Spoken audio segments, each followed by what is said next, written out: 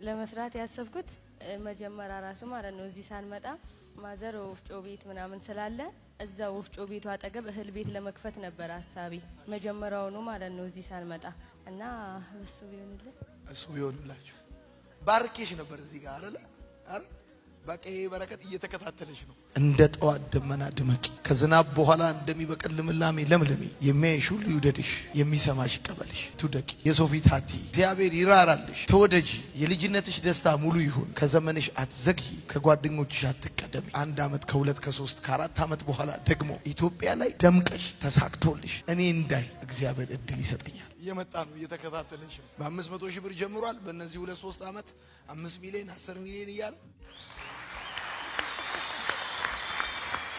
እንደዛ ነው። እኔ ራሴ አስቤ አላውቅም። በነገራችን በመልካም ወጣት ታሪክ ትልቁ ስጦታ ነው። ሰው እንደዚህ ደውሎ አይቶ በጣም ተነክቶ ደግሞ ፈጽሞ ኤክስፔክት ማታረጉት ሰው ማታስቡት ሰው እንዴት ራሱ ያንቺ ቪዲዮ እሳቸው ጋር እንደደረሰ አላውቅም። ስለዚህ እንደዛ ነው። 500 ሺህ ብር እኔ ጋር መጥቷል። እሱን 500 ሺህ ብር አስረክባለሁ።